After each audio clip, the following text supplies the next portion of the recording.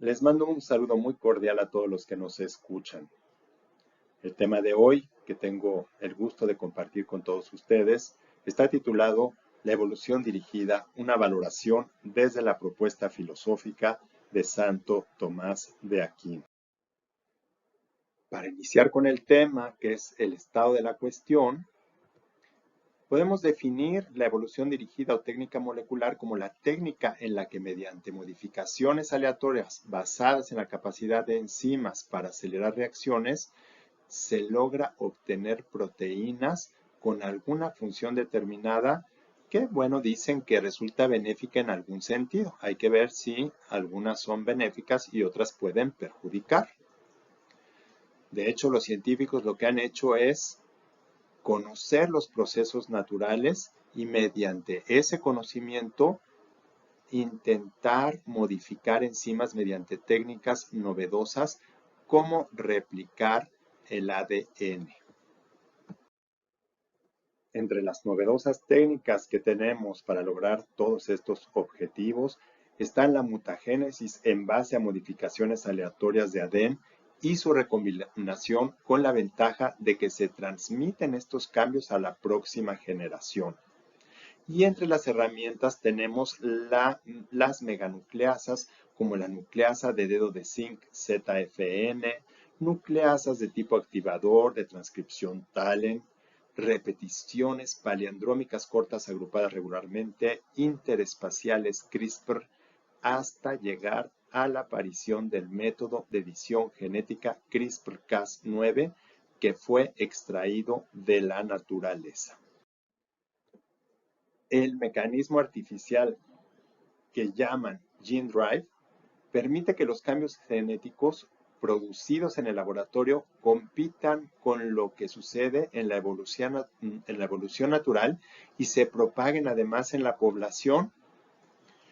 Este mecanismo también está enfocado para modificar vectores causantes de enfermedades en los seres humanos y en los animales, pero también en los seres humanos, de modo que dejen de ser portadores de esa enfermedad y además ayudar a especies en peligro de extinción, eliminación de plagas y otras muchas cosas más.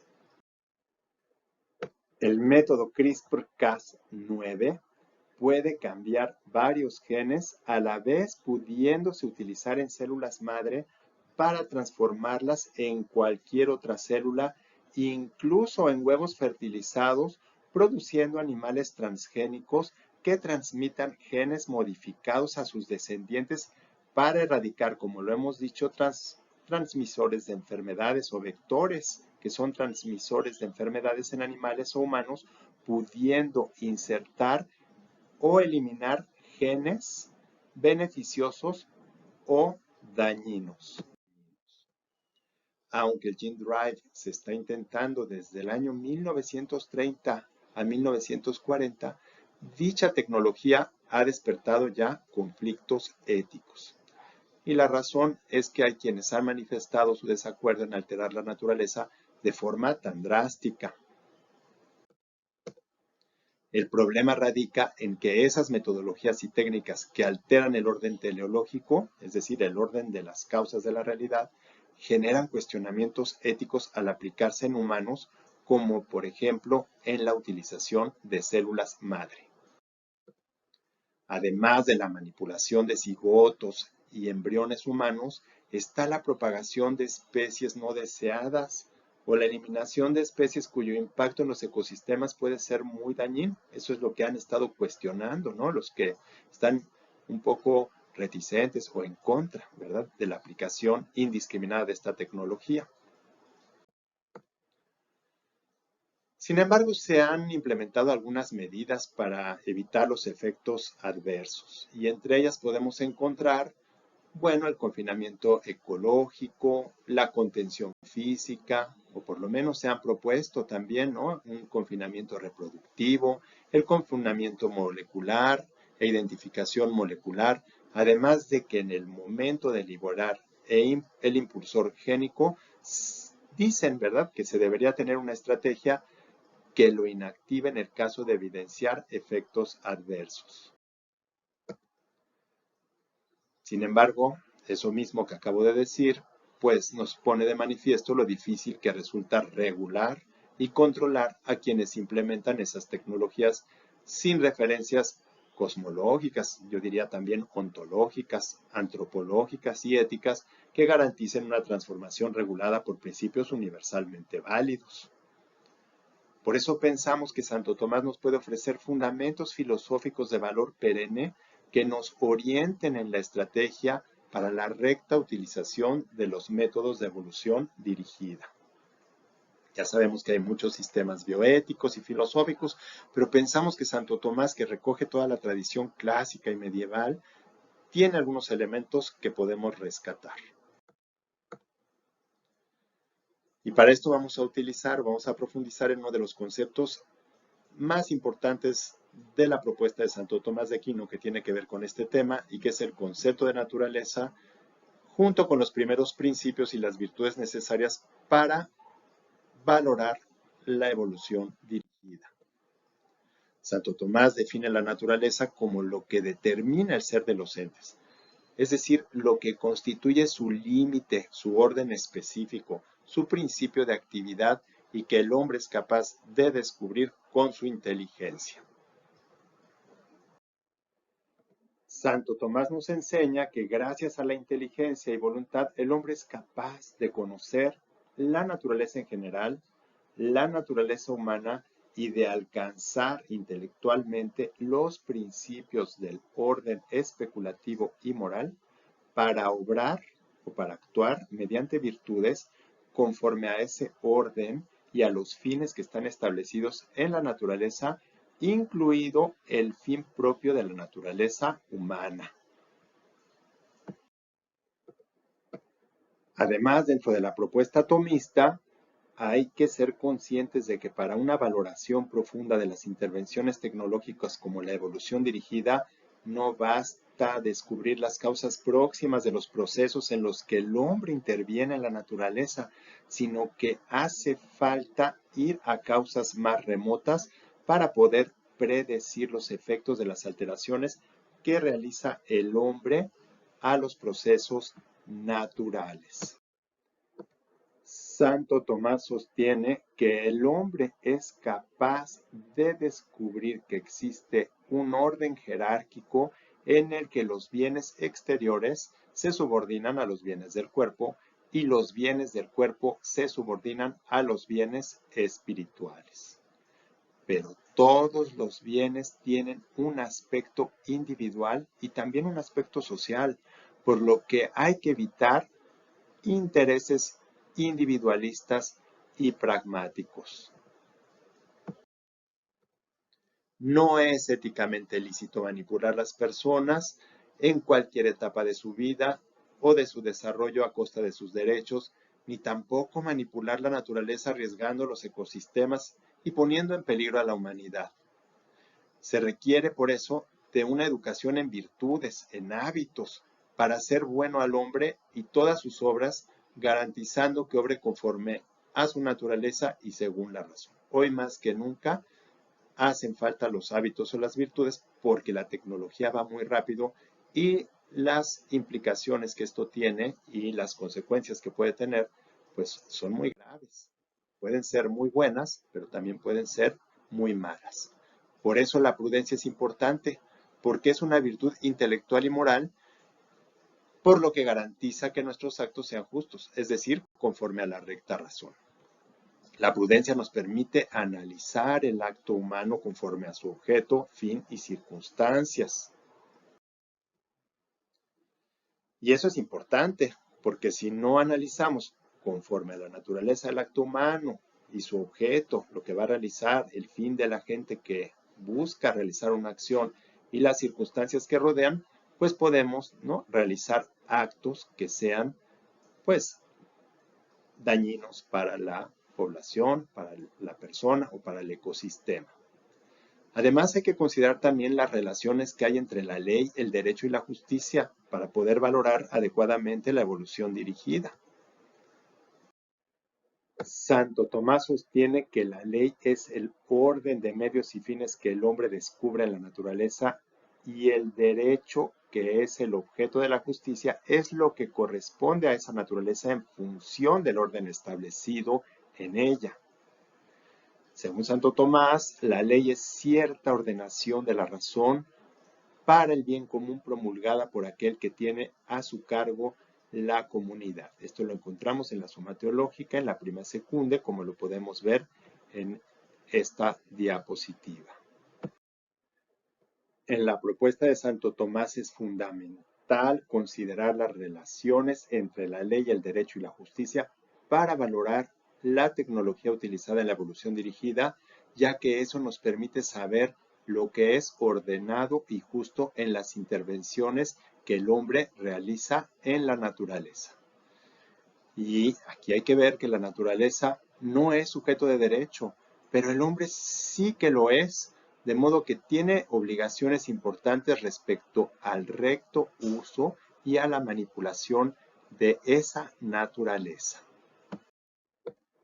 No es ético realizar intervenciones en la naturaleza que atenten contra los derechos de algunos o contra el orden que exige el bien común. En la evolución dirigida hay que considerar que los medios y fines son jerárquicos y han de ordenarse al bien común como verdadero bien de todos y cada uno de los miembros de una sociedad. Hay que profundizar en la relación entre el derecho a intervenir en la naturaleza que tiene el hombre, porque el hombre está hecho, ya decía Aristóteles, como homo faber, hombre hacedor, pero lo que es justo objetivamente, es decir, aquellas intervenciones que convienen para que este hombre o esta naturaleza, incluida la humanidad, alcance los fines que le son propios. También Santo Tomás nos dice que hay que distinguir entre la ley humana y la ley del universo, de la que derivan todas las demás leyes y que el hombre puede descubrir con la inteligencia. La naturaleza es principio de movimiento, pero también es principio de inteligibilidad de las cosas. Es decir, gracias a la naturaleza podemos conocer las cosas y el orden que hay en ella para obrar conforme a ese orden. De hecho, es lo que cada ente tiene de inteligible, es decir, su esencia universal, que es lo que hace que cada ente sea, que los perros sean perros, los gatos sean gatos, ¿no? Que cada ente sea lo que es, ¿sí? Su esencia universal que el intelecto puede separar de las notas individuales de los entes.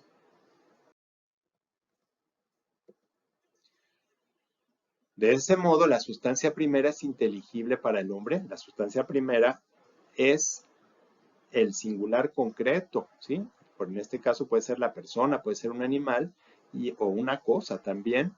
Y esta sustancia primera, ¿sí? Es inteligible para nosotros, para los hombres, en la sustancia segunda, que es la esencia o naturaleza que nosotros separamos de las cosas, de los entes concretos. Sin embargo, sustancia primera y segunda son realmente lo mismo. La distinción entre ellas es de razón, está en la mente humana, y son lo inmutable que produce la mutación, es decir, aquello que no cambia, pero que es principio de cambio.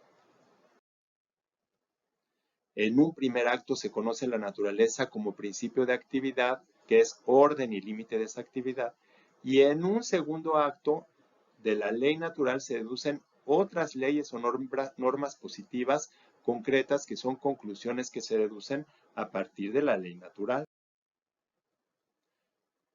Bueno, uno de lo que podemos deducir ya de esto que hemos hablado es que urge elaborar normas que regulen las técnicas de evolución dirigida, pero en base a estos principios que nos propone Santo Tomás y que nos permiten también distinguir entre el orden moral y el orden jurídico. Las técnicas de evolución dirigida están subordinadas no solo al orden cósmico, que es el orden de las leyes físicas, químicas, matemáticas, sino que también están relacionadas con el orden moral, del que además dependen las otras leyes. El derecho positivo recibe su obligatoriedad del derecho natural, cuya fuerza deviene de la misma naturaleza de las cosas, que es la ley natural moral. Bueno, otro punto importante es la importancia del bien común, ¿sí? Algo que hay que considerar es el bien común para valorar la evolución dirigida, y este tema también es un tema de los mejor expuestos en Santo Tomás. Del carácter naturalmente social del hombre, Santo Tomás deduce, siguiendo a Aristóteles y a otros autores, que eso que es ordenado y justo ha de ordenarse no solo individualmente, sino al bien común de la sociedad. Y el bien común, dice Santo Tomás, por ser el bien del todo, incluye el de cada una de las partes. O sea, no se trata de un bienestar general donde unos se sufren o se sacrifican a costa de otros. Además, Santo Tomás introduce el concepto de persona, superando todo colectivismo igualitario. La sociedad es por y para la persona, de modo que no es lícita la experimentación que atenta contra los derechos humanos en aras de un bien colectivo. Tampoco es lícito arriesgar los ecosistemas poniendo en peligro a la humanidad. Además de los principios que hemos venido viendo, ¿no? La naturaleza, el bien común que acabamos de decir, ¿no? De mencionar, todo el orden que es la ley que tiene que ver con la naturaleza y con la capacidad de la mente para descubrir ese orden. Tenemos la virtud de la justicia, que también es un tema importante que nos puede ofrecer elementos para valorar la evolución dirigida. La evolución dirigida supone una ley justa, que considera además de la justicia la ciencia. O sea, no solamente es una virtud la justicia, sino tiene que considerar la ciencia, es decir, saber o conocer la ley y su práctica. La honestidad de los que van a elaborar o a desarrollar procesos para aportar, para que estos procesos aporten lo justo, y la prudencia para ponderar todos los elementos que se requieren para el discernimiento de lo que el investigador puede y conviene que realice. Hay que ser muy conscientes de que en la propuesta de Santo Tomás nunca es lícito emplear medios intrínsecamente malos como la manipulación y destrucción de embriones o la intervención genética sin la previsión de causas y consecuencias que no se limitan a lo físico, a lo químico y a lo biológico, sino también y sobre todo consecuencias éticas. Lo justo además debe cumplir con las 4 causas de la realidad.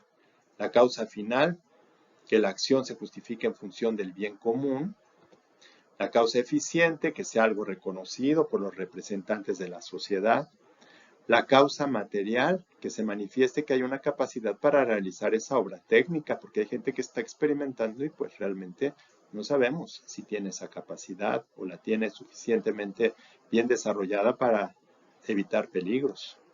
Y la causa formal, que la acción misma debe ser proporcionada y adecuada a la capacidad del que realiza la acción. Como la causa final es la causa de las causas, nada que engrandezca al Estado o a la ciencia en detrimento de las personas o que atente contra la naturaleza poniendo desproporcionadamente en peligro la integridad del hombre y de su entorno puede ser moralmente justo o lícito. Conclusiones. Entre los fundamentos perennes para valorar la evolución dirigida que Santo Tomás aporta, destacan: A. El reconocimiento de la capacidad de la inteligencia humana para conocer la naturaleza de las cosas y el orden que hay en ella, que es la ley natural. El bien común como fin de toda actividad técnica y moral. C. Las relaciones entre la ley, el derecho y la justicia que nos permitan determinar los límites morales de la actividad técnica y moral. D. La importancia de la causalidad necesaria que nos ayude a determinar qué actos son justos o éticamente lícitos en la evolución dirigida. E. El hecho de que los principios éticos establecen que en el individuo y en la sociedad la parte jurídica está subordinada a la parte ética y moral de la que dependen. Y F. La exigencia de elaborar una ley positiva justa, es decir, que respete la ley natural y los derechos que de ella derivan, lo cual exige virtudes, hábitos, cualidades estables, entre las que destacan las virtudes intelectuales como la ciencia y la sabiduría, que son muy importantes, pero también las virtudes morales que garanticen una práctica justa como son la prudencia, la honestidad y definitivamente la virtud de la justicia. como lo hemos estado viendo a lo largo de esta presentación o de este estudio, los principios y fundamentos filosóficos que Santo Tomás nos ofrece o nos aporta son de valor perenne y además son perfectamente aplicables al uso de las tecnologías que se están implementando en las técnicas de evolución dirigida, ya que contribuyen al recto uso de las tecnologías que no ponga en peligro los ecosistemas y que además no constituya un atentado contra los derechos humanos, contra el bien común y que además no arriesgue o comprometa la integridad física y moral del hombre y de todo lo que le rodea. Bueno, espero que les haya gustado esta presentación y que les haya sido útil con rescatando algunos de estos elementos valiosos de los fundamentos filosóficos de Santo Tomás para valorar o para poderlos aplicar a la comprensión y al recto uso de estas técnicas tan novedosas que consisten en lo que se ha llamado evolución dirigida. Muchas gracias por su atención.